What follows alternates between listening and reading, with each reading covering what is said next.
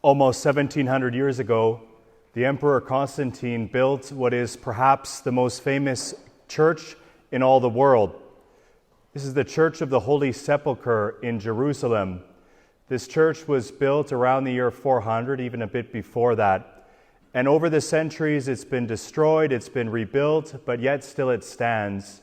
And it is one of the most, if perhaps not the most central pilgrimage location for all Christians, whether they are Catholic, whether they are Russian Orthodox, whether they're Armenian, whether they're Coptic, whether they're Ethiopian Christians. They all stream to this church.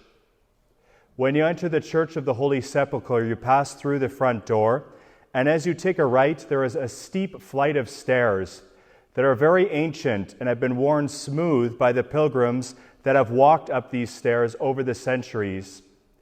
At the top of these stairs, there is a chapel, and when you wait in line there with the pilgrims approaching one of the altars in this chapel, you will note that each pilgrim goes in turn to place their hand in a hole underneath that altar. And if you place your hand in that hole, you will touch a rock. Again, a rock that has been rubbed smooth by all the many pilgrims who have come throughout the centuries. That rock, it is believed, is the peak of Calvary, where Jesus was crucified. The Church of the Holy Sepulchre was built around Calvary. It is there that the remains of this location where Jesus died, which we commemorate today, occurred. Today, on Good Friday, we continue our pilgrimage, which we started yesterday, throughout the Triduum. We continue accompanying Jesus, listening to his words, and seeing his actions, and trying to think, how does this cause me to change the way I think? How should this cause me to change the way that I behave? Again, throughout this year, we are passing through a Jubilee year, where the theme is Pilgrims of Hope. Like we did yesterday, we want to consider today how the events that we are commemorating are meant to fill us with hope. At first, today does not seem like a hopeful day. Consider or put yourself in the shoes of Jesus' followers. Jesus today, as we heard in the Passion account of St. John, is arrested. He is put on trial twice. His companions, even the one who Jesus chose to be kind of the leader among his disciples, all abandoned him, all claimed they didn't know him. They left in fear and hiding when Jesus then was brought to Calvary after his scourging and he was crucified. Today, in so many ways, is a dark day. His followers were filled with fear, with hopelessness. How is it then today that we can find hope along our pilgrimage?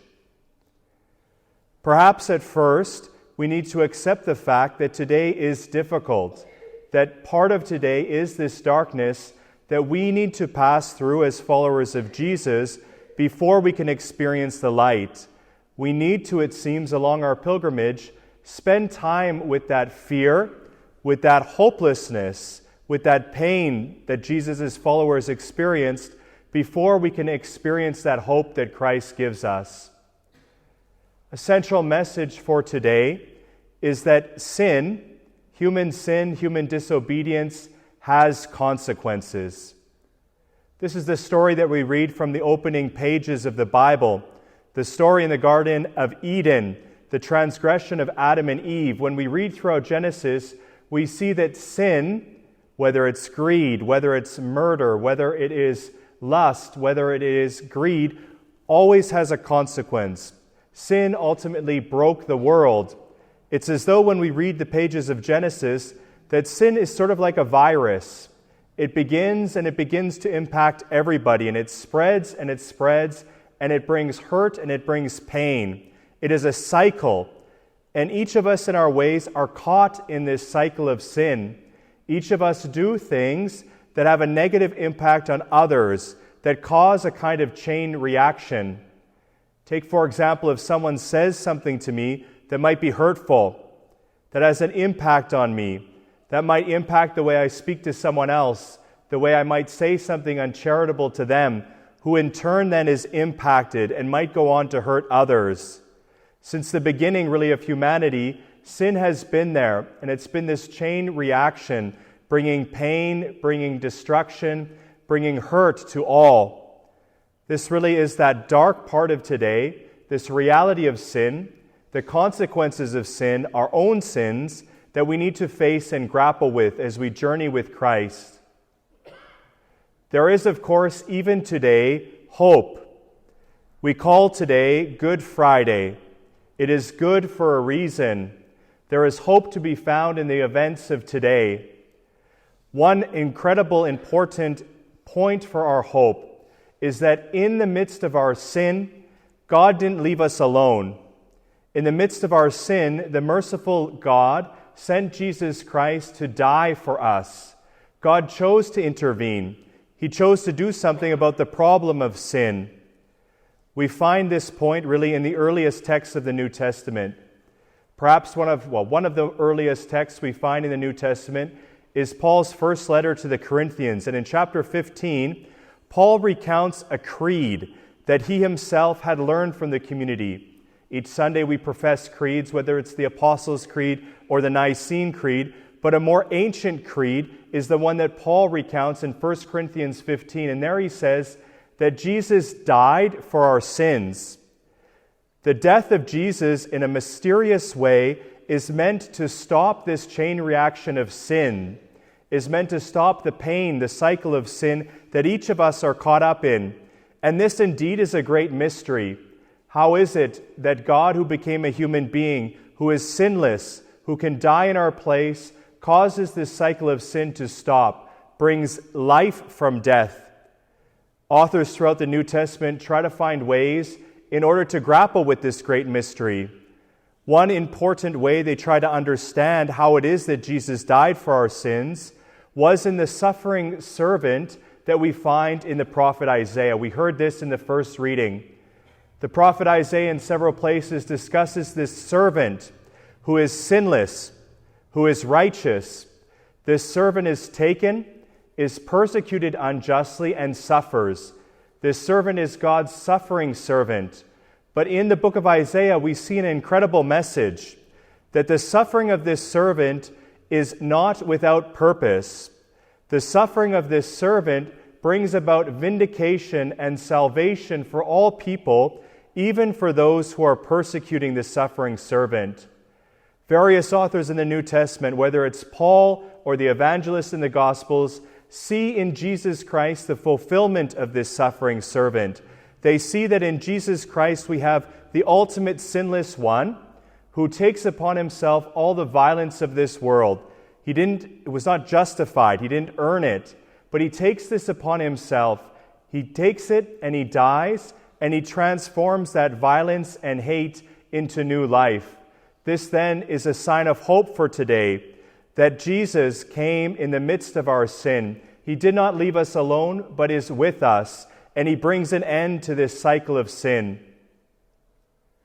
Another cause for hope today is that we learn on Good Friday that whatever we're going through, whatever our suffering, Jesus is there with us, strengthening us, journeying with us. Today really is the culmination of the Incarnation, this great mystery for us as Christians, that God became a human being, became one of us. We celebrate, of course, the Incarnation in a special way at Christmas, but today then is the culmination of this great mystery.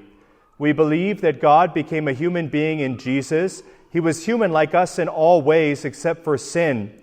He was with us. He experienced our joys. He was raised in a human family. He experienced challenges. But Jesus was also with us in the difficulties. Jesus experienced suffering just like each and every one of us, so he could sympathize with us in our own suffering. And ultimately today, we see that Jesus becomes one of us in what is, of course, a most fearful and difficult part of our existence, and that is death. Death, of course, is a reality for us. We have to cope with it. We have to grapple with it. We have to come to terms with it. We can ignore it for a time, but it's always there. It raises its head when a loved one is sick, suffering, or passes away. We experience it in a particular way towards the end of our lives. It is a terrifying thing to encounter death, but today we learn that we don't encounter death alone. Jesus Christ, becoming a human being, passes through death. Therefore, he's with us in every moment in our life, including suffering and including our death. Jesus journeys with us to the end. We will, of course, tomorrow celebrate with joy this victory of life over death. But today, too, is a day in which we pilgrims experience hope. We do, of course, on our journey towards this hope, have to grapple with the reality of sin and its consequences. But we are hopeful today. We are hopeful because in the midst of our suffering and sin, God chose to intervene in the person of Jesus Christ. We are filled with hope today because we know, believe, and trust that whatever we go through, Jesus is with us, journeying with us. In a few short moments, we will have the opportunity to venerate the cross. This is a great opportunity for us. We all, each of us, struggle in different ways. We have our own crosses. There is an expression in which we say we need to make our cross a crucifix. We need to make our cross a crucifix. And what this expression conveys is that we don't want to suffer alone.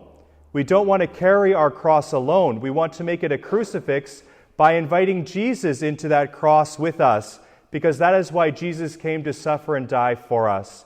So today then, as we come to venerate the cross, let us be filled with hope. Let us make our cross a crucifix.